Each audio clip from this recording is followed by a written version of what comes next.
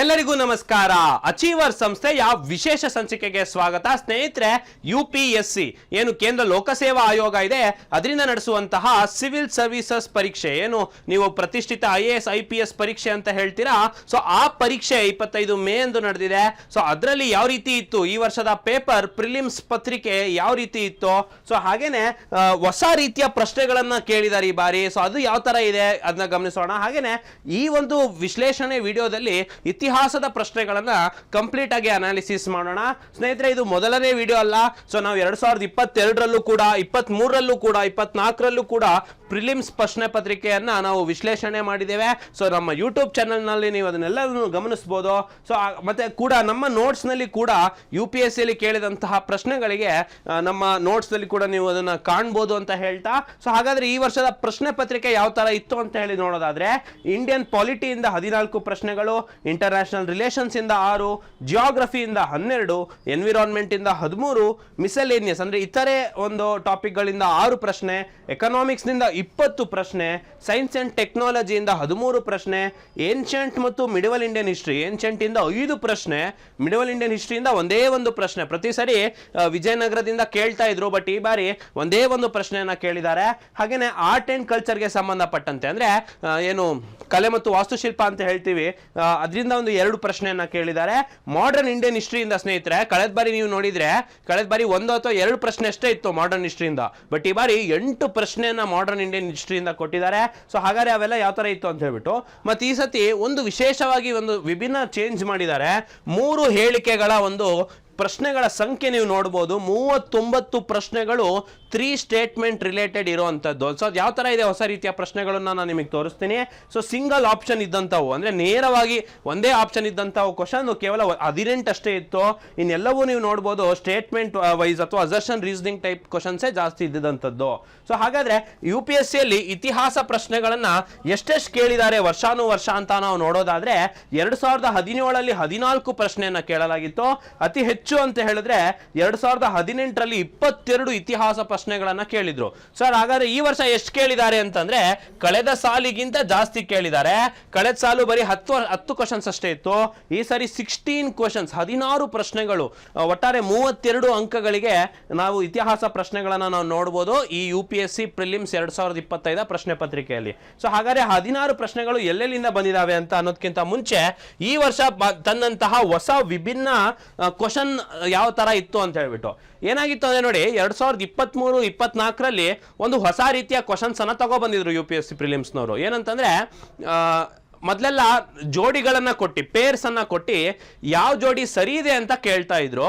But 23-24ನಲ್ಲೆಲ್ಲ ಎಷ್ಟು ಜೋಡಿ ಸರಿ ಇದೆ ಅಂತ, ಹೌ ಮೆನಿ ಪೇರ್ಸ್ ಕರೆಕ್ಟ್ ಆಗಿದೆ ಅಂತ ಹೇಳ್ಬಿಟ್ಟು ಕ್ವಶನ್ಸ್ ಅನ್ನ ತಗೊಬಂದ್ರು. ಈ ತರ ಒಂದು ಹೊಸ ರೀತಿಯ ಶೈಲಿ ತಗೊಬಂದಾಗ ಸ್ಟೂಡೆಂಟ್ಸ್ ಕಷ್ಟ ಆಯ್ತು. ಯಾಕಂದ್ರೆ ಯಾವ ಜೋಡಿ ಸರಿ ಇದೆ ಅಂತ ಕ್ವಶನ್ ಕೇಳಿದಾಗ ನಾವು ಎಲಿಮಿನೇಷನ್ ಮೆಥಡ್ ಅನ್ನ ಮಾಡಬಹುದಾಗಿತ್ತು. 1-2-3 ಕ್ವಶನ್ ಅನ್ನ ಎಲಿಮಿನೇಟ್ ಮಾಡಿ ಆಪ್ಷನ್ಸ್ ಅನ್ನ ಇದೇ ಜೋಡಿ ಸರಿ ಇದೆ ಅಂತ ಕಂಡುಹಿಡಿಯಬಹುದಿತ್ತು, ಅಥವಾ ಯಾವ್ದು ಸರಿ ಇಲ್ಲ ಅಂತ ಹೇಳಿದ್ರು ಕೂಡ ಕಂಡುಹಿಡಿಯಬಹುದಿತ್ತು.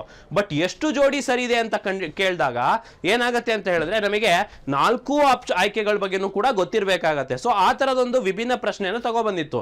ಈ ವರ್ಷ 2025ರ ಪ್ರಿಲಿಮ್ಸ್ ನಲ್ಲಿ ಇದೇ ತರ ಒಂದು ಹೊಸ ಕ್ವಶನ್ಸ್ ಅನ್ನು ತಗೊಬಂದಿದ್ದಾರೆ. ಯಾವ್ದಂತಂದ್ರೆ ಈ ಸ್ಟೇಟ್ಮೆಂಟ್ ಕ್ವಶನ್ಸ್. ನೋಡಿ, ಹೊಸ ರೀತಿಯ ಪ್ರಶ್ನೆ ನೀವು ನೋಡಬಹುದು. ಸೊ ಇದನ್ನ ನೀವು ಹೊಸ 2026ರ ಅಭ್ಯರ್ಥಿಗಳು ಏನಿದ್ದೀರಾ, ಅಥವಾ ಮುಂಬರುವ ಗೆಸ್ಟೆಡ್ ಪ್ರೊಬೇಷನರ್ ಎಕ್ಸಾಮ್ಸ್ ಯಾರು ತಯಾರು ಮಾಡ್ತಾ ಇದ್ದೀರಾ, ಇದನ್ನೊಂದು ಗಮನಿಸಿ. ಸ್ಟೇಟ್ಮೆಂಟ್ ಕ್ವಶನ್ಸ್ ಅನ್ನ ಕೊಟ್ಟು 1, 2, 3 ಸ್ಟೇಟ್ಮೆಂಟ್ ಕ್ವಶನ್ಸ್ ಅನ್ನ ಕೊಟ್ಟು 2 ಮತ್ತು 3 ಸ್ಟೇಟ್ಮೆಂಟ್ ಸರಿ ಇದೆ ಮತ್ತು ಅದು ಮೊದಲ ಸ್ಟೇಟ್ಮೆಂಟ್ಗೆ ಸರಿಯಾದ ವಿವರಣೆ ಇದೆ ಅಂತ ಹೇಳ್ಬಿಟ್ಟು ಈ ರೀತಿಯಾದಂತಹ ವಿವರಣಾತ್ಮಕ, ಅಂದ್ರೆ 2 ಸ್ಟೇಟ್ಮೆಂಟ್ ಸರಿ ಇದೆ, ಅದು ಇನ್ನೊಂದು ಸ್ಟೇಟ್ಮೆಂಟ್ಗೆ ಅದು ಸರಿಯಾದ ವಿವರಣೆ ಆಗಿದೆ ಕೂಡ ಅಂತ ಹೇಳ್ಬಿಟ್ಟು ಒಂದು ಕ್ವಶನ್ಸ್ ಅನ್ನ ಕೇಳ್ತಾ ಇದ್ದಾರೆ. ಇದರಿಂದ ಏನಾಗುತ್ತೆ ಅಂದ್ರೆ ಕ್ವಶನ್ ಪೇಪರ್ ಲೆಂತಿ ಆಗುತ್ತೆ. ಸೊ ಏನ್ ಸ್ಟೂಡೆಂಟ್ಸ್ 2 ಅವರಲ್ಲಿ ಬರೆಯಕ್ಕೆ ಹೋಗ್ತಾರೆ, ಈ ತರದ್ದು ಸರಿಸುಮಾರು 8 ಪ್ರಶ್ನೆಗಳು ನಾವು ನೋಡ್ಬೋದು. ಇನ್ನು ಮತ್ತೆ ಹಲವಾರು, ನಾನು ನಿಮಗೆ ಅನಾಲಿಸಿಸ್ ಅಲ್ಲಿ ತೋರಿಸಿದ್ದೀನಿ, 4 ಸ್ಟೇಟ್ಮೆಂಟ್ಸ್ ಇರೋದು 9, 3 ಸ್ಟೇಟ್ಮೆಂಟ್ಸ್ ಇರೋದು 39 ಪ್ರಶ್ನೆ. ಅದರಲ್ಲೂ ಈ ತರ ಹೊಸ ರೀತಿಯ ಪ್ರಶ್ನೆಗಳು 8 ರೀತಿಯ ಪ್ರಶ್ನೆಗಳನ್ನ ನಾವು ನೋಡ್ಬೋದು. ಈ ತರದ ಒಂದು ಪ್ರಶ್ನೆ ಸರ್ ಮುಂಚೆ ಇನ್ನು ಕೊಟ್ಟಿರ್ಲಿಲ್ವಾ ಅಂದ್ರೆ, 2024ರಲ್ಲಿ ಒಂದು ಪ್ರಶ್ನೆ ಈ ತರದ್ ಕೊಟ್ಟಿದ್ರು. ಈ ಸರಿ 8 ಪ್ರಶ್ನೆಗಳು ಇದೇ ತರದ ಬೇಸಿಸ್ ಮೇಲೆ ಕೊಟ್ಟಿದ್ದಾರೆ. ಸೊ ಇದರಿಂದ ಏನಾಗುತ್ತೆ, ಪೇಪರ್ ಲೆಂತಿ ಆಗುತ್ತೆ. ಸೊ ಸ್ಟೂಡೆಂಟ್ಸ್ ಏನಾಗುತ್ತೆ, ಸೊ ಇದರಲ್ಲಿ ನಿಮಗೆ 1 ಸ್ಟೇಟ್ಮೆಂಟ್ ಗೊತ್ತಿದೆ, 2 ಸ್ಟೇಟ್ಮೆಂಟ್ ಗೊತ್ತಿದೆ ಅಂದ ತಕ್ಷಣ ನಾವು ಆನ್ಸರ್ ಮಾಡ್ಲಿಕ್ಕೆ ಆಗಲ್ಲ. ಯಾಕಂದ್ರೆ ಅವೆರಡೂ ಸ್ಟೇಟ್ಮೆಂಟ್ ಸ್ಟೇಟ್ಮೆಂಟಿಗೂ ಕರೆಕ್ಟ್ ಆದ ಎಕ್ಸ್ಪ್ಲನೇಷನ್ ಇನ್ನೊಂದು ಸ್ಟೇಟ್ಮೆಂಟ್ ಇದೆ ಅನ್ನೋದನ್ನು ಕೂಡ ನಮಗೆ ಗೊತ್ತಿರಬೇಕಾಗತ್ತೆ. ಸೊ ಹಾಗಾಗಿ ತುಂಬಾ ಕಠಿಣ ಮಾಡ್ತಾ ಹೋಗ್ತಾ ಇದ್ದಾರೆ ವರ್ಷಾನುವರ್ಷ ಅಂತ ಹೇಳ್ಬಿಟ್ಟು ನೀವು ನೋಡ್ಬೋದು. ಸೊ ಇನ್ನು ತಡ ಮಾಡೋದು ಬೇಡ, ಈ ವರ್ಷ ಕೇಳಿರುವಂತಹ 16, ಈ ವರ್ಷ ನಾವು ಹೇಳೋದಾದ್ರೆ ಎಕನಾಮಿಕ್ಸ್ ಮತ್ತು ಪಾಲಿಟಿ ಏನಾಗಿದೆ ತುಂಬಾ ಬೇಸಿಕ್ ಆಗಿ ಕೇಳಿದ್ದಾರೆ. ಪಾಲಿಟಿ ಅಂತೂ ನೀವು NCERTs ಹಾಗೂ ತುಂಬಾ ಒಂದು ಫಂಡಮೆಂಟಲ್ಸ್ ಆಗಿ ನೀವು ತಿಳ್ಕೊಂಡಿತ್ತು ಅಂದ್ರೆ ನೀವು ಅದನ್ನ ಅಟೆಂಡ್ ಮಾಡ್ಬೋದಾಗಿತ್ತು. ಎಕನಾಮಿಕ್ಸ್ ಕೂಡ ಕರೆಂಟ್ ಅಫೇರ್ಸ್ ಬೇಸ್ ನಲ್ಲಿ ತುಂಬಾ ಕೇಳಿದ್ದಾರೆ. ಸೊ ತುಂಬಾ ಟಫ್ ಅಂತ ಹೇಳಿದ್ರೆ ನಿಮಗೆ ಯಾವುದು ಕ್ವಶನ್ ಆ ತರದಿಲ್ಲ, ಅಂದ್ರೆ ಸ್ವಲ್ಪ ಆಂಬಿಗ್ಯೂಟಿ ಏನಿಲ್ಲ, ಅಂದ್ರೆ ಯಾವುದೇ ರೀತಿಯಿಂದ ಗೊಂದಲ ಇಲ್ಲ ಕ್ವಶನ್ಸ್ ನಲ್ಲಿ, ಆದ್ರೆ ಸ್ಟೂಡೆಂಟ್ಸ್ಗೆ ಅದು ಕಠಿಣ ಆಗಿದೆ. ಸೊ ಹಾಗಾಗಿ ಕಟ್ ಆಫ್ ನ ಏನ್ ಹೇಳ್ತಾ ಇದ್ದಾರೆ ಅಂದ್ರೆ 85ರಿಂದ 86 ಶ್ರೇಣಿಯಲ್ಲೇ ಬರ್ಬೋದು ಜನರಲ್ ಮೆರಿಟ್ ಅವರಿಗೆ ಅಂತ ಹೇಳ್ಬಿಟ್ಟು. ಸೊ ನೀವು ಪ್ರತಿ ವರ್ಷ ನೋಡ್ಬೋದು 200ಕ್ಕೆ 200 ತೆಗ್ದವ್ರು ಯಾರು ಇಲ್ಲ. ಸೊ 110, 100 ಒಳಗೇನೆ ಕಟ್ ಆಫ್ ಕಳೆದ 2-3 ವರ್ಷದಿಂದ ನಿಲ್ತಾ ಇದೆ. ಅದರಲ್ಲೂ ಈ ವರ್ಷ ಇನ್ನೂ ಕಡಿಮೆ ನಿಲ್ಲತ್ತೆ ಅಂತ ಹೇಳ್ಬಿಟ್ಟು ಏನು ತಜ್ಞರ ಒಂದು ಮಾಹಿತಿ ಇದೆ. ಸೊ ಹಾಗಾದ್ರೆ ಈ ವರ್ಷ ತುಂಬಾ ಸುಲಭವಾಗಿದ್ದು ಯಾವ್ದಪ್ಪ ಅಂತಂದ್ರೆ ಅದು ನಮ್ಮ ಹಿಸ್ಟ್ರಿ ಕ್ವಶನ್ ಸ್ನೇಹಿತರೆ. ಸೊ ಯಾರ್ಯಾರು ಹಿಸ್ಟ್ರಿನ ಚೆನ್ನಾಗಿ ಓದ್ಕೊಂಡು ಹೋಗಿದ್ರಿ, ಸುಮಾರು ಜನ ಮಿಡಿವಲ್ ನ ಕಾನ್ಸಂಟ್ರೇಟ್ ಮಾಡಿ ಹೋಗಿರ್ತೀರಾ. ಬಟ್ ಈ ಬಾರಿ 8 ಕ್ವಶನ್ ಮಾಡರ್ನ್ ಇಂಡಿಯನ್ ಹಿಸ್ಟ್ರಿ ಬಗ್ಗೆ ಕೇಳಿದ್ದಾರೆ, ಏನ್ಷಿಯಂಟ್ ಬಗ್ಗೆನೂ ಕೂಡ 5 ಪ್ರಶ್ನೆಗಳನ್ನ ಕೇಳಿದ್ದಾರೆ. ಸೊ ಹಾಗಾದ್ರೆ ಅದು ಯಾವ ಪ್ರಶ್ನೆಗಳು, ಅದು ಏನೇನ್ ತರ ಇದೆ ಅಂತ ಹೇಳ್ಬಿಟ್ಟು ನೋಡ್ತಾ ಹೋಗೋಣ. ಸೊ ಮೊದಲನೇ ಕ್ವಶನ್ ನೋಡೋಣ. ನೋಡಿ, ಇದು ಇಂಗ್ಲಿಷ್ ನಲ್ಲಿ ಇರ್ತದೆ, ನಿಮಗೆ ಗೊತ್ತಿರೋ ಹಾಗೆ ಇಂಗ್ಲಿಷ್ ಮತ್ತು ಹಿಂದಿ ಭಾಷೆಯಲ್ಲಿ ಇರುತ್ತೆ UPSC ಪ್ರಿಲಿಮ್ಸ್ ಪ್ರಶ್ನೆ ಪತ್ರಿಕೆ, ಕನ್ನಡದಲ್ಲಿ ಇರೋದಿಲ್ಲ. ಸೊ ನಾನು ನಿಮಗೆ ಕನ್ನಡದಲ್ಲಿ ವಿವರಣೆ ಕೊಡ್ಲಿಕ್ಕೆ ಪ್ರಯತ್ನವನ್ನ ಮಾಡ್ತೇನೆ.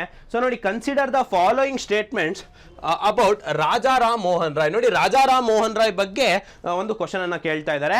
ಈ possessed great love and respect for the traditional philosophical systems of the East ಅಂತ ಹೇಳ್ಬಿಟ್ಟು ಇಲ್ಲಿ ನೀವು ಸ್ಟೇಟ್ಮೆಂಟ್ ಅನ್ನ ಅರ್ಥ ಮಾಡ್ಕೊಳ್ಬೇಕು. ಏನ್ ಹೇಳ್ತಾ ಇದ್ದಾರೆ ಅಂದ್ರೆ ರಾಜಾರಾಮ್ ಮೋಹನ್ ರಾಯ್ ಅವರಿಗೆ ಪೂರ್ವ ಅಂದ್ರೆ ಈಸ್ಟ್ ಏನಿದೆ ಅಲ್ಲ, ಈಸ್ಟಿನ ಫಿಲಾಸಫಿಕಲ್ ಸಿಸ್ಟಮ್ ಅಂದ್ರೆ ತತ್ವಗಳ ಬಗ್ಗೆ ತುಂಬಾ ಪ್ರೀತಿ ಹಾಗೂ ಗೌರವ ಇತ್ತು ಅಂತ ಹೇಳ್ಬಿಟ್ಟು ಮೊದಲನೇ ಸ್ಟೇಟ್ಮೆಂಟ್ ಹೇಳ್ತಾ ಇದೆ. ಸೊ ಹಾಗಾದ್ರೆ ಸ್ಟೂಡೆಂಟ್ಸ್, ಈ ಒಂದು ಸ್ಟೇಟ್ಮೆಂಟ್ ನೀವು ಸರಿ ಇದೆಯಾ ಅಂತ ಹೇಗೆ ಹೇಳ್ಬೋದು ಅಂತ ಹೇಳಿದ್ರೆ, ನಿಮಗೆ ಗೊತ್ತು ರಾಜಾರಾಮ್ ಮೋಹನ್ ರಾಯ್ ಕೇವಲ ಬರೀ ಒಂದು ಭಾಷೆ ಅಲ್ಲ, ಏನು ಪರ್ಷಿಯಾ ಭಾಷೆ ಕಲ್ತಿರ್ತಾರೆ, ಹಾಗೆ ಸಂಸ್ಕೃತ ಕಲ್ತಿರ್ತಾರೆ, ಸುಮಾರಲ್ಲಿ ಅವರು ಪಂಡಿತರಾಗಿರ್ತಾರೆ. ಸೊ ಹಾಗಾಗಿ ಅವ್ರಿಗೆ ನಾವು ಈಸಿಲಿ ಹೇಳ್ಬೋದು, ಇಷ್ಟು ಗೊತ್ತಿದ್ದು ಕೂಡ ತಕ್ಷಣ ಹೇಳ್ಬೋದು ಅವ್ರಿಗೆ ಹೌದು ಪೂರ್ವದ ಒಂದು ತತ್ವದ ಒಂದು ಇದ್ರ ಬಗ್ಗೆ ಆಸಕ್ತಿ ಇತ್ತು ಅಂತ ಹೇಳ್ಬೋದು. ಸೊ ಎರಡನೇದು ನೋಡಿ, he decide is countrymen to accept the rational and scientific approach. ಇದು ಕೂಡ ಹೌದು, ಅವರ ಬರ್ದಿರುವಂತ ಪತ್ರಿಕೆಯಲ್ಲಿ ಕೂಡ ಅವ್ರು ಇದನ್ನೇ ಹೇಳ್ತಾ ಇದ್ರು.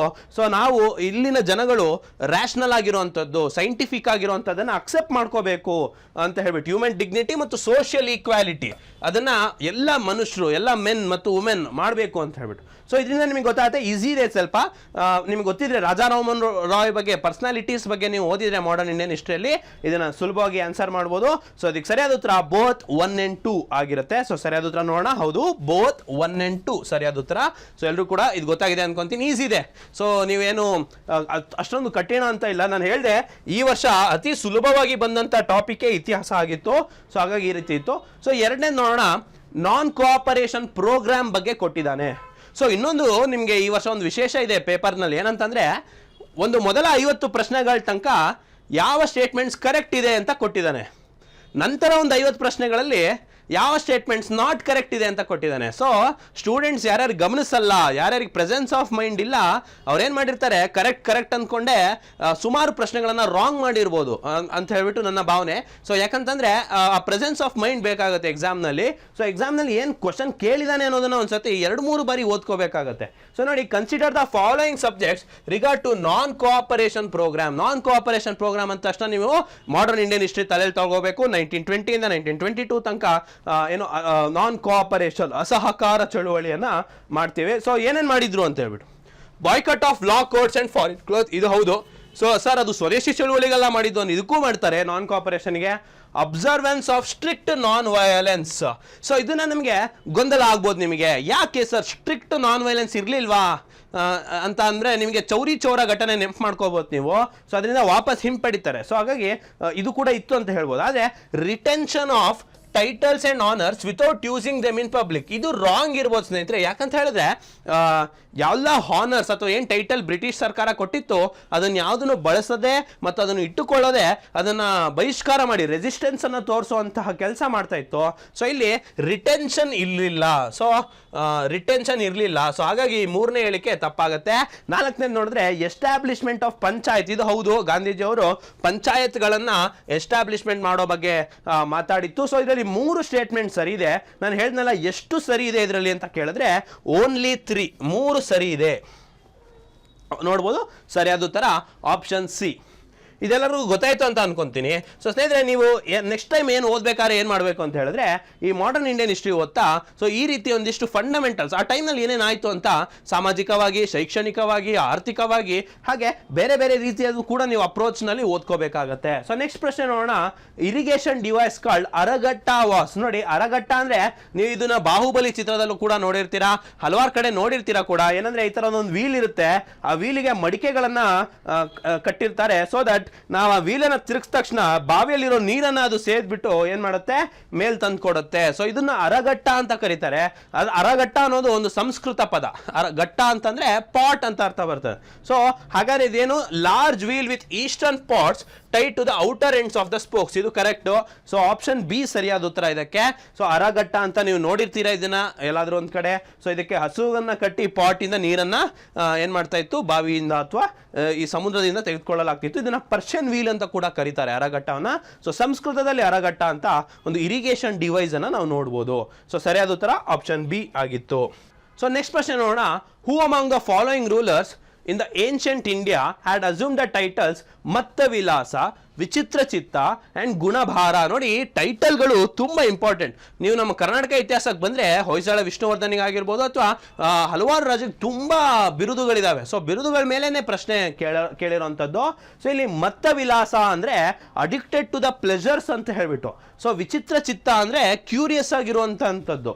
ಸೊ ಗುಣಭಾರ ಈ ತರದೊಂದು ಪರ್ಸನಾಲಿಟಿ ಇರುವಂತದ್ದು. ಸೊ ಯಾರಿಗಪ್ಪ ಅಂತಂದ್ರೆ 1ನೇ ಮಹೇಂದ್ರ ವರ್ಮ. ಇದು ಪಲ್ಲವರು ಅಲ್ಲಿ ಓದ್ತೀವಿ ನಾವು ಏನ್ಷಂಟ್ ಇಂಡಿಯನ್ ಹಿಸ್ಟ್ರಿಯಲ್ಲಿ ಪಲ್ಲವರು ಅಂತ ಒಂದು ಚಾಪ್ಟರ್ ಓದ್ತೀವಿ. ಸೊ ಪಲ್ಲವಾಸ್ ಅಲ್ಲಿ 1ನೇ ಮಹೇಂದ್ರ ವರ್ಮಂಗೆ ಇವನ್ನೆಲ್ಲವನ್ನು ಕೂಡ ಕರಿತಾ ಇತ್ತು. ಸೊ ಆಪ್ಷನ್ ಎ ಇದಕ್ಕೆ ಸರಿಯಾದ ಉತ್ತರ. ಸೊ ಇದೇನಾಗಿರುತ್ತೆ ಅಂತಂದ್ರೆ ನಾವು ಏನು ಕರ್ನಾಟಕ ಹಿಸ್ಟ್ರಿ ಓದ್ತಾ ಪಲ್ಲವರು, ಚೋಳರು, ವೆಂಗಿ ಚಾಲುಕ್ಯರು, ಈ ತರ ಸಣ್ಣ ಸಣ್ಣ ಯಾದವರು, ದೇವಗಿರಿಯ ಸೇವಣರು, ವರಾಂಗಲ್ನ ಕಾಕತೀಯರು, ಈ ತರ ಸಣ್ಣ ಸಣ್ಣದನ್ನ ಓದ್ತೀವಲ್ವಾ. ಸೊ ಆ ತರದ್ರಿಂದ ಕೇಳಿರುವಂತಹ ಪ್ರಶ್ನೆ ಇದಾಗಿತ್ತು. ಸೊ ಹಾಗಾಗಿ ಪಲ್ಲವರನ್ನ ಕೂಡ ನೀವು ಓದಬೇಕಾಗ್ತದೆ. ಸೊ ಆಪ್ಷನ್ ಎ ಇದಕ್ಕೆ ಸರಿಯಾದ ಉತ್ತರ. ಸೊ ನೆಕ್ಸ್ಟ್ ತುಂಬಾ ನೇರವಾದ ಮತ್ತು ತುಂಬಾ ಸುಲಭವಾದ ಪ್ರಶ್ನೆ. ಫಾಹಿನ್ ಒಬ್ಬ ಚೈನೀಸ್ ಪಿಲಿಗ್ರಿಮ್ ಭಾರತದಲ್ಲಿ ಯಾರ ಕಾಲದಲ್ಲಿ ಬಂದಿದ್ದ ಅಂದ್ರೆ 2ನೇ ಚಂದ್ರಗುಪ್ತ. ಸೊ ಇದು ನಿಮಗೆ ಎಂತವ್ರು ಕೂಡ ಇದು PC ಕ್ವಶನ್ ಅಂತ ಕೂಡ ಹೇಳ್ಬೋದು. ಇದು ತುಂಬಾ ಸುಲಭವಾದ ಕ್ವಶನ್ ಇತ್ತು.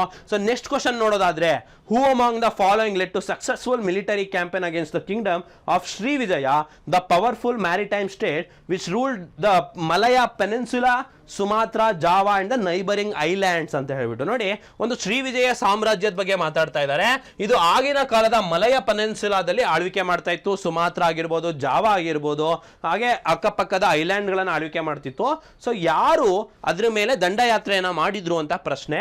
ಸೊ ಇಲ್ಲಿ ನೀವು ಸಾಮಾನ್ಯವಾಗಿ ನಿಮಗೆ ಕರ್ನಾಟಕ ಇತಿಹಾಸ ಗೊತ್ತಿತ್ತು ಅಥವಾ ಒಂದು ಸಾಮಾನ್ಯವಾಗಿ ನೀವು ಆಪ್ಷನ್ಸ್ ನೋಡ್ತಾ ಹೋದ್ರೆ ಅಮೋಘ ವರ್ಷ ನೃಪತುಂಗ ರಾಷ್ಟ್ರಕೂಟ ರಾಜ ಅಲ್ಲ ಅಂತ ನಿಮಗೆ ಗೊತ್ತಿರುತ್ತೆ. ಹೊಯ್ಸಳ ವಿಷ್ಣುವರ್ಧನನು ಕೂಡ ಅಲ್ಲ ಅಂತ ಗೊತ್ತಾಗುತ್ತೆ. ಸೊ ಈಸಿಲಿ ಆಪ್ಷನ್ ಎ ಮತ್ತು ಆಪ್ಷನ್ ಡಿ ಅನ್ನ ನೀವು ತೆಗಿಬಹುದು. ಸೊ ಆದ್ರೆ ವರಾಂಗಲ್ನ ಕಾಕತೀಯರ ಪ್ರತಾಪರುದ್ರನ ಅಂತ ನಿಮಗೆ ಡೌಟ್ ಬರ್ಬೋದು, ಬಟ್ ಅಲ್ಲ.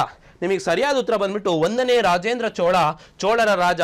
ನಿಮಗೆ ಗೊತ್ತು ಪೊನ್ನಿಯನ್ ಸೆಲ್ವನ್ ಅಂತ ಕೂಡ ನಿಮಗೆ ಚಲನಚಿತ್ರ ಬಂದಿತ್ತು. ಸೊ ಅದರಲ್ಲಿ 1ನೇ ಪೊನ್ನಿಯನ್ ಸೆಲ್ವನ್ ಅಂದ್ರೆ ನದಿಯ ಮಗ ಅಂತ, ಕಾವೇರಿಯ ಮಗ ಅಂತ ಹೇಳ್ಬಿಟ್ಟು.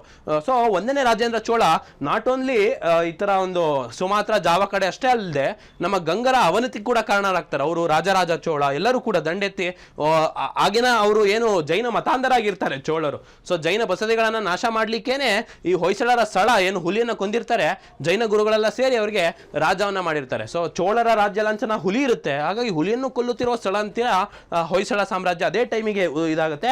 ಸೊ ಆ ಟೈಮ್ ಲೈನ್ ಅಲ್ಲಿ 1ನೇ ರಾಜೇಂದ್ರ ಚೋಳ ನಾಟ್ ಓನ್ಲಿ ಇಷ್ಟೇ ಅಲ್ಲದೆ ಮಲಯ ಪೆನಿನ್ಸುಲಾದಲ್ಲಿ ಇರುವಂತಹ ಶ್ರೀವಿಜಯ ಸಾಮ್ರಾಜ್ಯದ ಮೇಲೆ ಕೂಡ ದಾಳಿ ಮಾಡಿರ್ತಾರೆ ಅನ್ನೋದು ಅಂತದ್ದು ನೀವು ಗೊತ್ತಿರುತ್ತೆ. ಇದು ಈಸಿಯಾಗಿ ಆನ್ಸರ್ ಮಾಡ್ಬೋದಾಗಿತ್ತು. ಸೊ ಸ್ವಲ್ಪ ನಿಮಗೆ ಮಾಹಿತಿ ಇತ್ತು ಅನ್ನೋದಾಗಿದ್ರೆ. ಸೊ ಹಾಗಾದ್ರೆ ನೆಕ್ಸ್ಟ್ ಪ್ರಶ್ನೆ ನೋಡೋಣ. ಸರಿಯಾದ ಉತ್ತರ ಆಪ್ಷನ್ ಸಿ. ಇದು ನೋಡಿ ಎಂತ ಪ್ರಶ್ನೆ ಅಂತ ಅಂದ್ರೆ ಸ್ನೇಹಿತರೆ, ಮಹಾಜನಪದಗಳು ಕೇವಲ 16 ಮಹಾಜನಪದಗಳಿದಾವೆ. ನಿಮಗೆಲ್ಲರೂ ಕೂಡ ಹೇಳ್ಕೊಟ್ಟಿರ್ತಾರೆ 16 ಮಹಾಜನಪದ ಇದೆ, ಆ 16ದು ಕ್ಯಾಪಿಟಲ್ ನೆನ್ಪಿಟ್ಕೊಳ್ಳಿ, ಅದರ ಪ್ರಾಚೀನ ಹೆಸರುಗಳನ್ನ ನೆನ್ಪಿಟ್ಕೊಳ್ಳಿ, ಪಕ್ಕ ಒಂದು ಪ್ರಶ್ನೆ ಅಂತ ಹೇಳಿರ್ತಾರೆ. ಸೊ ಮಹಾಜನಪದಗಳು ನೋಡಿ ಅದ್ರ ರಿಲೇಟೆಡ್ ಏನ್ ಕೇಳ್ಬಿಟ್ಟವನೆ ಅಂದ್ರೆ ಅದರಲ್ಲಿ ಹರಿಯುವಂತಹ ನದಿಯ ಬಗ್ಗೆ ಕೇಳ್ಬಿಟ್ಟಿದ್ದಾನೆ. ಸೊ ಹಾಗಾದ್ರೆ ಸೊ ಯಾವ ನದಿ ಸರಿಯಾಗಿದೆಯಾ ಅಂತ ಹೇಳ್ಬಿಟ್ಟು ನೋಡಿ, ಆಸ್ಮಕ ಅಂತ ಏನ್ ಪ್ಲೇಸ್ ಇದೆ ಅಲ್ವಾ, ಇದು ದಕ್ಷಿಣ ಭಾರತದಲ್ಲಿರೋ ಏಕೈಕ ಮಹಾಜನಪದ ಆಗಿರುತ್ತೆ. ಸೊ ಇದು ಗೋದಾವರಿ ನದಿ ಸರಿಯಾಗಿದೆ. ಸೊ ಮೊದಲನೇ ಆಯ್ಕೆ, ಮೊದಲನೇ ಏನು ಜೋಡಿ ಕೊಟ್ಟಿದ್ದಾರೆ ಅದು ಸರಿಯಾಗಿದೆ. ಇನ್ನು ಕಾಂಬೋಜ ಮತ್ತು ವಿಪಾಸ ಅಂತ ಏನ್ ಕೊಟ್ಟಾರಲ್ವಾ, ಈ ವಿಪಾಸ ಅಂದ್ರೆ ಬಿಯಾಸ್ ನದಿ ಸ್ನೇಹಿತರೆ. ಏನು ಬಿಯಾಸ್ ಸಿಂಧು ನದಿಯ ಉಪನದಿ ಇದೆ ಬಿಯಾಸ್, ಸೊ ಅದ್ರದ್ದು ಉಪನದಿ. ಕಾಂಬೋಜಾರದು ಈ ಕಡೆ ನೇಪಾಳ ಆ ಸೈಡ್ ಇದೆ ಅಂತ ಅನ್ಸುತ್ತೆ. ಸೊ ಹಾಗಾಗಿ ಇದು ರಾಂಗ್ ಅಂತ ಆಗುತ್ತೆ. ಇನ್ನು ಅವಂತಿ ಕೂಡ ಇದು ಮಾಳ್ವಾ ಪ್ರಾಂತ್ಯದಲ್ಲಿ ಬರುತ್ತೆ, ಮಹಾನದಿ ಅಲ್ಲ. ಸೊ ಹಾಗಾಗಿ ಇದು ಕೂಡ ರಾಂಗ್ ಆಗುತ್ತೆ.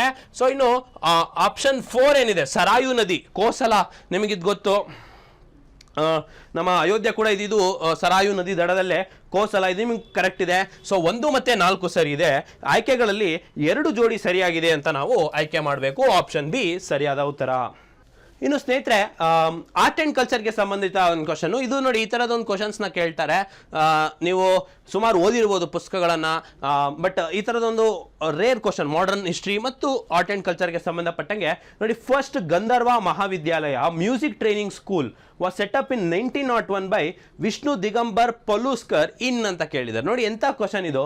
ಯಾರು ಸ್ಥಾಪನೆ ಮಾಡಿದ್ದಾರೆ ಅಂತಲೂ ಕೊಟ್ಟಿದ್ದಾರೆ, ಎಷ್ಟನೇ ಇಸ್ವಿನು ಅಂತ ಕೊಟ್ಟಿದ್ದಾರೆ, ಏನು ಅಂತಲೂ ಕೊಟ್ಟಿದ್ದಾರೆ. ಕ್ವಶನ್ ಏನು ಕೇಳ್ತಾರೆ, ಎಲ್ಲಿ ಅಂತ ಕೇಳ್ತಿದ್ದಾರೆ. ಸೊ ನಿಮಗೆ ಸುಮಾರು ಜನ ಮೋಸ್ಟ್ಲಿ ಸರ್ ಉಜ್ಜಯಿನಿಯಲ್ಲಿ ಇರ್ಬೋದು, ಸರ್ ಗ್ವಾಲಿಯರ್ ಇರ್ಬೋದು, ಇಲ್ಲ ಡೆಲ್ಲಿಯಲ್ಲಿ ಇರ್ಬೋದು ಅನ್ಸುತ್ತೆ.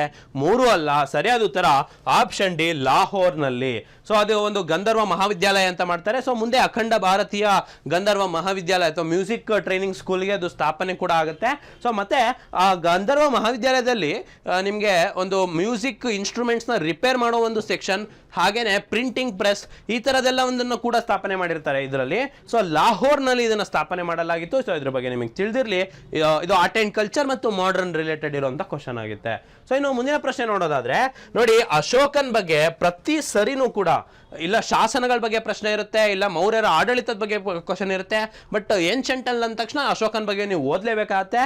ಸೊ ಅಶೋಕನ ಶಾಸನಗಳಲ್ಲಿ ಸಂಬಂಧಪಟ್ಟಂತೆ ಪ್ರಾದೇಶಿಕ, ರಾಜುಕ, ಯುಕ್ತ ಅನ್ನೋದು ಏನಕ್ಕೆ, ಯಾವ ಮಟ್ಟದ ಅಧಿಕಾರಿಗಳು ಇವರು ಅಂತ ನೋಡಿ. ಪ್ರಾದೇಶಿಕ ಅನ್ನೋರು ಜಿಲ್ಲಾ ಮಟ್ಟದ ಒಂದು ಆಡಳಿತದಲ್ಲಿ ಮುಖ್ಯಸ್ಥರಾಗಿರ್ತಾರೆ. ಇನ್ನು ರಾಜುಕ ಅಂತ ಹೇಳಿದ್ರೆ ಅವರು ಲ್ಯಾಂಡ್ ಸರ್ವೇಯರ್ ಅಥವಾ ಒಂದು ಟ್ರೆಜರರ್ ರೀತಿ ವರ್ಕ್ ಆಗ್ತಿರ್ತಾರೆ. ಇನ್ನು ಯುಕ್ತ ಅನ್ನೋರು ಕೂಡ ಅಕೌಂಟೆಂಟ್ ಡಿಪಾರ್ಟ್ಮೆಂಟ್ನಲ್ಲಿ ವರ್ಕ್ ಮಾಡ್ತಿರ್ತಾರೆ. ಸೊ ಈ ರೀತಿ ಟರ್ಮಿನಾಲಜೀಸ್ ತುಂಬ ಇಂಪಾರ್ಟೆಂಟ್. ನಾವು ಆಡಳಿತ, ನಾನು ನಿಮಗೆ ಹೇಳ್ತಾ ಇದ್ದೆ ಯಾವಾಗಲೂ ಕೂಡ ನೋಡಿ, ಆಧಾರ, ಮೂಲ, ಪೊಲಿಟಿಕಲ್ ಹಿಸ್ಟ್ರಿ, ರಾಜಕೀಯ ಇತಿಹಾಸ ಏನು ಓದ್ತೀರಾ ಅಷ್ಟು ಮಾತ್ರ ಓದ್ಬಾರ್ದು. ಇತಿಹಾಸ ಅಂತಂದ್ರೆ ಆಡಳಿತ, ಆರ್ಥಿಕ ಸ್ಥಿತಿ, ಸಾಮಾಜಿಕ ಸ್ಥಿತಿ, ಹೆಣ್ಣಿನ ಸ್ಥಾನಮಾನ, ಸಾಹಿತ್ಯ, ಶಿಲ್ಪಕಲೆ, ಮತ್ತೆ ಈ ಥರ ನಾವು ಅಧಿಕೃತವಾಗಿ ಹೆಚ್ಚು ಆಡಳಿತದ ರಿಲೇಟೆಡ್ ಸ್ವಲ್ಪ ಜಾಸ್ತಿ ಓದ್ಕೋಬೇಕಾಗತ್ತೆ. ಸೊ ಇದಕ್ಕೆ ಸರಿಯಾದ ಉತ್ತರ district level administration, option B ಸರಿಯಾದ ಉತ್ತರ ಆಗಿರುತ್ತೆ. ಸೊ ಇದಕ್ಕೆ ಸರಿಯಾದ ಉತ್ತರ ಆಪ್ಷನ್ ಬಿ. ಇನ್ನು ನಾನ್ ಕೋಆಪರೇಷನ್ ಮೂವ್ಮೆಂಟ್ ನೋಡಿ, ಒಂದೇ ನಾನ್ ಕೋಆಪರೇಷನ್ ಮೂವ್ಮೆಂಟ್ ಬಗ್ಗೆ ಎರಡು ಪ್ರಶ್ನೆಯನ್ನ ಕೇಳಲಾಗ್ತಾ ಇದೆ. ಸೊ ನೋಡಿ, consider the following statement. The Congress declared the attainment of swaraj by legitimate and peaceful means to be its objective. ಇದು ಹೌದು. ನಾನ್ ಕೋಆಪರೇಷನ್ ಬಂದಾಗ ಇದನ್ನ ಶಾಂತಿಯುತವಾಗಿ ಮತ್ತೆ ಇದು ಅಧಿಕೃತವಾಗಿ ನಮಗೆ ಸ್ವರಾಜ್ಯನೇ ಬೇಕು ಅಂತ ಹೇಳ್ಬಿಟ್ಟು ಕೇಳಲಾಗಿತ್ತು. It was to be implemented in stages. ಇದು ಹೌದು ಕೂಡ ಸ್ನೇಹಿತರೆ. ನೋಡಿ, ಮೊದಲನೇ ಸ್ಟೇಜ್ನಲ್ಲಿ ಅವರು ನಾವೇನು ಮಾಡೋಣ, ಸ್ವರಾಜ್ಯ ನಮ್ಮದು ಅಂತ ಹೇಳ್ಬಿಟ್ಟು ಅಸಹಕಾರ ಚಳುವಳಿಯನ್ನು ಮಾಡೋಣ. ಅದೇ ನಂತರ ಇವರು ಆಗಲಿಲ್ಲ ಅಂದರೆ ನೆಕ್ಸ್ಟ್ ಸ್ಟೆಪ್ಪಲ್ಲಿ ಏನು, ಸಿವಿಲ್ ಡಿಸೋಬಿಡಿಯನ್ಸ್ ಮಾಡೋಣ. ಅಂದರೆ ಏನು, ಯಾವುದೇ ರೀತಿ ಅವ್ರಿಗೆ ಸಹಕಾರನೇ ಕೊಡೋದು ಬೇಡ, ಹಾಗೇನೆ ಟ್ಯಾಕ್ಸಸ್ಸನ್ನು ಕಟ್ಟೋದು ಬೇಡ ಮುಂದಿನ ಹಂತದಲ್ಲಿ, ಅಕಸ್ಮಾತ್ ಸ್ವರಾಜ್ಯ ಸಿಗಲಿಲ್ಲ ಅಂದರೆ. ಸೊ ಆ ಥರ ಒಂದು ಇದನ್ನು ಇಟ್ಕೊಂಡಿದ್ರು. ಸೊ ಇದು ಕೂಡ ಹೌದು ಕೂಡ. ಸೊ ಇದಕ್ಕೆ ಸರಿಯಾದ ಉತ್ತರ 2 ಕೂಡ, ಬೋತ್ 1 and 2 ಸರಿಯಾದ ಉತ್ತರ ಆಗಿರುತ್ತೆ. ಸೊ ಮುಂದಿನ ಪ್ರಶ್ನೆ ನೋಡೋಣ. ಇದು ನೋಡಿ, ಗಾಂಧೀಜಿ ಅವ್ರು ಹೇಳಿರೋದು, ಗಾಂಧೀಜಿಯವ್ರು ನೋಡಿ, ಗಾಂಧೀಜಿ ಬಗ್ಗೆ 2 ಪ್ರಶ್ನೆ ಈ ಪ್ರಶ್ನೆ ಪತ್ರಿಕೆಯಲ್ಲಿ ನೋಡ್ಬೋದು. Sedation has become my religion ಅಂತ ಹೇಳಿದ್ದಾರೆ ಗಾಂಧೀಜಿಯವರು. ಈ ಒಂದು ಫೇಮಸ್ ಸ್ಟೇಟ್ಮೆಂಟ್ ಯಾವಾಗ ಕೊಟ್ಟಿದ್ರು ಅಂತ ಹೇಳ್ಬಿಟ್ಟು ಕೇಳಿದ್ದಾರೆ. ಸೊ ಇದನ್ನ ಯಾವಾಗ ಕೊಟ್ಟಿದ್ರು ಅಂದ್ರೆ ಇದನ್ನ ದಂಡಿಯಲ್ಲಿ ಉಪ್ಪಿನ ಸತ್ಯಾಗ್ರಹ ಮಾಡ್ತಾ ಅವಾಗ ಈ ಹೇಳಿಕೆಯನ್ನ ಕೊಟ್ಟಿದ್ರು. So sedation has become my religion ಅಂತ ಹೇಳ್ಬಿಟ್ಟು ಗಾಂಧೀಜಿ ಅವ್ರು ಹೇಳಿದ್ದಾರೆ. ಇದನ್ನ ಹೇಳಿದ್ ಯಾವಾಗ ಅಂದ್ರೆ ದಂಡಿಯಲ್ಲಿ ಉಪ್ಪಿನ ಸತ್ಯಾಗ್ರಹ ಮಾಡ್ತಾ. ಸೊ ಇದು ನೇರವಾಗ ಪ್ರಶ್ನೆ ಇತ್ತು. ಸೊ ಮುಂದೆ ನೋಡಿ, ಅತ್ಯಂತ ಸುಲಭವಾದ ಪ್ರಶ್ನೆ ಸ್ನೇಹಿತರೆ, ಇದನ್ನ ಯಾರಿಗೆ ಕೇಳಿದ್ರು ಕೂಡ ಇದಕ್ಕೆ ಉತ್ತರ ಹೇಳ್ತಾರೆ. ಯಾಕಂದ್ರೆ ನೀವು ಏನ್ಷಂಟ್ ಇಂಡಿಯನ್ ಹಿಸ್ಟ್ರಿ 6ನೇ ಕ್ಲಾಸ್ ಟೆಕ್ಸ್ಟ್ ಬುಕ್ ಅನ್ನ ತೆಗೆದ ತಕ್ಷಣ ಕೂಡ ಏನು ಇಂಡಸ್ ವ್ಯಾಲಿ ಸಿವಿಲೈಸೇಷನ್, ಸಿಂಧು ನಾಗರಿಕತೆ ಬರುತ್ತೆ. ಅಲ್ಲಿ ನಿಮಗೆ ಮಹೇಂಜೋದಾರೋ, ಹರಪ್ಪ, ದೊಲವೀರ, ಕಲಿಬಾಂಗನ್ ಈ ತರ ಪ್ಲೇಸಸ್ಗಳ ಬಗ್ಗೆ ಓದ್ತಾ ಅದರಲ್ಲಿ ಮಹೇಂಜೋದಾರೋದಲ್ಲಿ ಸಿಕ್ಕಂತಹ ಒಂದು ಡ್ಯಾನ್ಸಿಂಗ್ ಗರ್ಲ್ ಅಥವಾ ನೃತ್ಯ ಮಾಡುತ್ತಿರುವ ಹೆಣ್ಣಿನ ಒಂದು ಶಿಲ್ಪಕಲೆ ಏನಿದೆ, ಸೊ ಅದು ಯಾವ್ದ್ರಿಂದ ಮಾಡಲಾಗಿತ್ತು ಅಂತ ಕೇಳಿದರೆ ನಾವು ಇದನ್ನ ಈಸಿಯಾಗಿ ಹೇಳ್ಬೋದು, ಕಂಚಿ ಬ್ರಾನ್ಸ್ ಅಂತ ಹೇಳ್ಬೋದು. ಸೊ ಇದು ಡೈರೆಕ್ಟ್ ಕ್ವಶನ್, ತುಂಬಾ ಸುಲಭವಾದ ಕ್ವಶನ್. ಇದೊಂದು ರೀತಿ ನಮ್ಮ ಕರ್ನಾಟಕ ಎಕ್ಸಾಮ್ಸ್ ನಲ್ಲಿ PC, SDA ಈ ತರದಲ್ಲಿ ಕೇಳುವಂತ ಕ್ವಶನ್ ಇದಾಗಿತ್ತು. ಯಾಕೆ ಇಷ್ಟು ಸುಲಭ ಕೊಟ್ಟಿದ್ದಾರೆ ಅಂತ ಹೇಳಿದ್ರೆ ನೀವು ಮಿಕ್ಕಿದ ಎಕನಾಮಿಕ್ಸ್ ಆಗಿರಲಿ, ಜಿಯೋಗ್ರಫಿ ಆಗಿರಲಿ ಅಥವಾ IR ರಿಲೇಟೆಡ್ ಆಗಿರಲಿ ಸ್ವಲ್ಪ ಕಾಂಪಿಟೇಟಿವ್ ಆಗಿತ್ತು. ಬಟ್ ಇದು ಹಾಗಾಗಿ ಇಷ್ಟು ಸುಲಭವನ್ನ ನಾವು ನೋಡ್ಬೋದು. ನೆಕ್ಸ್ಟ್ ಪ್ರಶ್ನೆ ನೋಡೋಣ. Who provided legal defense to the people arrested in the aftermath of Chauri Chaura incident ಅಂತ ಹೇಳಿ. ಸೊ ಸುಮಾರು ಜನ CR ದಾಸ್ ಅಂತ ಅನ್ಕೊಂತೀರಾ, ಅಲ್ಲ, ಮದನ್ ಮೋಹನ್ ಮಾಳವೀಯ ಮತ್ತು ಕೃಷ್ಣಕಾಂತ್ ಅಂತ ಹೇಳಿ. Option B. ಇದು ಬೇಕಾದ್ರೆ ಇನ್ನೊಂದ್ಸತಿ ವೆರಿಫೈ ಮಾಡಿ ನಿಮ್ಮ ಏನು ರಿಸೋರ್ಸ್ಗಳಲ್ಲಿ. ಸೊ ಆಪ್ಷನ್ ಬಿ ಇದಕ್ಕೆ ಸರಿಯಾದ ಉತ್ತರ ಆಗಿರುತ್ತೆ. ಸೊ ಮುಂದಿನ ಪ್ರಶ್ನೆ ನೋಡೋಣ. ಮತ್ತೆ ನೋಡಿ, ಗಾಂಧೀಜಿ ಬಗ್ಗೆನೇ ಕ್ವಶನ್. ಸೊ ಗಾಂಧೀಜಿ ಬಗ್ಗೆ ನೋಡಿ 2 ಕ್ವಶನ್ ಅನ್ನ ಈ ಪೇಪರ್ ನಲ್ಲಿ ನಾವು ನೋಡಬಹುದು. Subsequent to which one of the following events Gandhiji who consistently opposed untouchability and appealed for its eradication from all spheres decided to include the upliftment of Harijans in his political and social program. ಯಾವ ಒಂದು event ಅಲ್ಲಿ ಗಾಂಧೀಜಿ ಅವರು untouchability ಮತ್ತು ಏನು ಒಂದು ಹರಿಜನರು ಅಂತ ಅವರ ಅಪ್ಲಿಫ್ಟ್ಮೆಂಟ್ಗೋಸ್ಕರ ಸಾಮಾಜಿಕವಾಗಿ ಮತ್ತೆ ಏನು ರಾಜಕೀಯವಾಗಿ ಅದನ್ನ ತಗೊಂಡು ಅಪ್ಲಿಫ್ಟ್ಮೆಂಟ್ ಯಾವಾಗ ಮಾಡಿದ್ರು ಅಂತ ಹೇಳಿದ್ರೆ ಅದು ಪೂನಾ ಪ್ಯಾಕ್ಟ್ ಅಂತ ಹೇಳ್ಬಿಟ್ಟು. ಆಪ್ಷನ್ ಎ ಸರಿಯಾದ ಉತ್ತರ. ಆಪ್ಷನ್ ಎ ಇದು ಕೂಡ ನೇರವಾಗಿತ್ತು. ಇದು ನಿಮಗೆ ಸುಲಭವಾಗಿ ಮಾಡರ್ನ್ ಇಂಡಿಯನ್ ಹಿಸ್ಟ್ರಿ ಓದೋರೆಲ್ಲರಿಗೂ ಕೂಡ ಇದು ಗೊತ್ತಿರುತ್ತೆ. ಸೊ ಇನ್ನು ಈ ಕ್ವಶನ್ ನೋಡಿ ತುಂಬಾ ಚೆನ್ನಾಗಿದೆ. ಎಲ್ಲರಿಗೂ ಗೊತ್ತು ತಂಬಾಕು ಅಥವಾ ಏನು ಪೋರ್ಚುಗೀಸ್ ಅವ್ರು ಏನೇನು ಇಂಟ್ರೊಡ್ಯೂಸ್ ಮಾಡಿದ್ದಾರೆ ಅಂತ ಹೇಳ್ಬಿಟ್ಟು ಆಲೂಗಡ್ಡೆ, ತಂಬಾಕು ಅಂತ ಎಲ್ಲ ಗೊತ್ತಿರುತ್ತೆ, ಪೈನಾಪಲ್ಲು ಎಲ್ಲ ಗೊತ್ತಿರುತ್ತೆ. ಬಟ್ ಇಲ್ಲೇನು ಕೇಳ್ಯಾನ ನೋಡ್ರಿ, ಹಣ್ಣುಗಳನ್ನ ಕೇಳ್ಯಾನೆ. ಸೊ ಪೋರ್ಚುಗೀಸ್ ಅವರು ಪಪಾಯಾನ, ಪೈನಾಪಲ್ಲ, ಗೋವಾ ಅಂತಂದ್ರೆ ಒಂದು ಪೇರ್ಲೆ ಹಣ್ಣು ರೀತಿ ಬರ್ತದೆ, ಸೀಬೆಕಾಯಿ ಅಂತ ಹೇಳ್ತೀವಿ. ಸೊ ಆ 3 ಹಣ್ಣುಗಳಲ್ಲಿ ಯಾವ್ದನ್ನ ಪೋರ್ಚುಗೀಸ್ ಇಂಟ್ರೊಡ್ಯೂಸ್ ಮಾಡಿದ್ರು ಅಂತ ಹೇಳ್ಬಿಟ್ಟು. ಸೊ ಇದು ಸ್ವಲ್ಪ ಗೊಂದಲ ಇದೆ ಎಲ್ಲರಿಗೂ ಕೂಡ. ಯಾಕಂದ್ರೆ ಪೈನಾಪಲ್, ಪಪಾಯ ಹೌದು ಎರಡಂತೂ ಸರಿಯಾಗಿದೆ. ಗೋವಾ ಸ್ವಲ್ಪ ಏನಾಗಿದೆ ವ್ಯತ್ಯಾಸದಲ್ಲಿ ಒಂದೊಂದು ರಿಸೋರ್ಸಸ್ ಅಲ್ಲಿ ಒಂದೊಂದು ರೀತಿ ಕೊಟ್ಟಿದ್ದಾರೆ. ಬಟ್ ಸಾಮಾನ್ಯವಾಗಿ ನಾವು 2-3 ಸೋರ್ಸ್ನ ನಾನು ರೆಫರ್ ಮಾಡಿದಾಗ ನನಗೆ 3 ಕೂಡ ಹೌದು ಅಂತ ಹೇಳ್ಬಿಟ್ಟು ಅನಿಸ್ತು. ಸೊ 3 ಕೂಡ ಸರಿಯಾದ ಉತ್ತರ ಇದಕ್ಕೆ. ಆಲ್ ದ 3 ಅಂತ ನಾನು ಹೇಳ್ತೇನೆ. ಸೊ ಅಧಿಕೃತ ಉತ್ತರ ಬರೋವರೆಗೂ ಕೂಡ ನಾವು ಇದನ್ನ ಕಾದ್ ನೋಡೋಣ. ಸೊ ಹಾಗಾದ್ರೆ next, who among the following is the founder of the self respect movement ಅಂತ ಹೇಳ್ಬಿಟ್ಟು. ಇದು ಕೂಡ ನೇರ ಪ್ರಶ್ನೆ. ಪೆರಿಯಾರ್ EV ರಾಮಸ್ವಾಮಿ ನಾಯ್ಕರ್ ಅವರು ಇದನ್ನ ಪ್ರಾರಂಭ ಮಾಡಿದ್ದು. ಆಪ್ಷನ್ ಎ ಸರಿಯಾದ ಉತ್ತರ ಇದಾಗಿತ್ತು. ಸೊ ಸ್ನೇಹಿತರೆ, ಇದಾಗಿತ್ತು 2025ರ UPSC ಪ್ರಿಲಿಮ್ಸ್ ನಲ್ಲಿ ಕೇಳದಾದಂತಹ ಇತಿಹಾಸ ಪ್ರಶ್ನೆಗಳು. ಒಟ್ಟಾರೆ 16 ಪ್ರಶ್ನೆಗಳಿದ್ವು. ನೀವು ನೋಡ್ಬೋದು, ಸುಲಭ ಇತ್ತು ಅನ್ಸ್ತಾ, ಸೊ ಮಾಡ್ಬೋದಿತ್ತು ಅನ್ಸ್ತಾ, ಸಾಲ್ವೇಬಲ್ ಅನ್ಸ್ತಾ, ಅಷ್ಟೇ ಬೇಕಾಗಿರೋ ಸ್ನೇಹಿತರೆ ನಿಮಗೆ ಏನಂತ ಹೇಳಿದ್ರೆ ಆ ಒಂದು ಕಾನ್ಫಿಡೆನ್ಸ್ ನಿಮಗೆ ಅದು ಒಂದು ಮಾಡ್ಲಿಕ್ಕೆ ನಿಮಗೆ ಅಟೆಂಡ್ ಮಾಡೋ ಅಷ್ಟು ಒಂದು ನಾಲೆಜ್ ನಿಮ್ಮಲ್ಲಿ ಬಂತು ಅಂತ ಹೇಳಿದ್ರೆ ಅಷ್ಟನ್ನ ನೀವು ಯಾವ ಸೋರ್ಸ್ ಇಂದ ನಾವು ರೆಫರ್ ಮಾಡಬೇಕು ಅನ್ನೋದಿಷ್ಟು ಗೊತ್ತಾಯ್ತಂದ್ರೆ ನೀವು ಅದನ್ನ ಮಾಡಿದ್ರೆ ಯಾವುದೇ ಒಂದು ಪುಸ್ತಕ ಅದರಲ್ಲಿ ಓದಿದ್ರು ಕೂಡ ನೀವು ಇದನ್ನ ಮಾಡ್ಬೋದಾಗಿರುತ್ತೆ. ಸೊ ಇವನ್ ನಮ್ಮ ಮೆಟೀರಿಯಲ್ಸ್ಗಳು ಕೂಡ ಯಾವ ರೀತಿ ಕ್ವಶನ್ಸ್ನೆಲ್ಲ ಕವರ್ ಆಗಿತ್ತು ಅನ್ನೋದನ್ನು ಕೂಡ ನಾನು ನಿಮಗೆ ಹೇಳಿದೆ. ಸೊ ಸ್ನೇಹಿತರೆ, ಅಚೀವರ್ಸ್ ಕೋಚಿಂಗ್ ಸಂಸ್ಥೆಯಲ್ಲಿ UPSC ಫೌಂಡೇಶನ್ ಬ್ಯಾಚ್, ಅದರಲ್ಲೂ ಕೂಡ ಈವ್ನಿಂಗ್ ಬ್ಯಾಚ್ಗಳು ಮತ್ತು UPSC ಫೌಂಡೇಶನ್ ಬ್ಯಾಚ್ಗಳು ಕೂಡ ಇರುತ್ತೆ. ಸೊ ಇದಕ್ಕೆ ವಯಸ್ಸಿನ ವಯೋಮತಿ ಇಲ್ಲ. ಸೊ ಯಾರ್ಯಾರು ಹೈಸ್ಕೂಲ್ನಲ್ಲಿ ಇದ್ದೀರಾ ಅಥವಾ PU ಹಂತದಲ್ಲಿ ಇದ್ದೀರಾ ಅಥವಾ degree first year, second year, third years ಅಲ್ಲಿ ಇದ್ದೀರಾ ಅಥವಾ ಡಿಗ್ರಿ ಮುಗಿಸ್ಕೊಂಡಿದ್ದೀರಾ, ಎಲ್ಲರಿಗೂ ಕೂಡ ಈ UPSC ಫೌಂಡೇಶನ್ ಬ್ಯಾಚ್ ಇರುವಂತದ್ದು. ಸೊ ಅಂದ್ರೆ ನಿಮಗೆ ಬೇಸಿಕ್ ಇಂದ ಯಾವ ರೀತಿ ಫೌಂಡೇಶನ್ ಅಂದ್ರೆ ಅಡಿಪಾಯ ಯಾವ ರೀತಿ ಅದನ್ನ NCERT ಬೇಸ್ಡ್ ಮೇಲೆ ನೀವು ಓದ್ಬೇಕು ಅನ್ನೋದನ್ನ ಕೂಡ ನಾವು ಹೇಳ್ಕೊಡ್ತೀವಿ.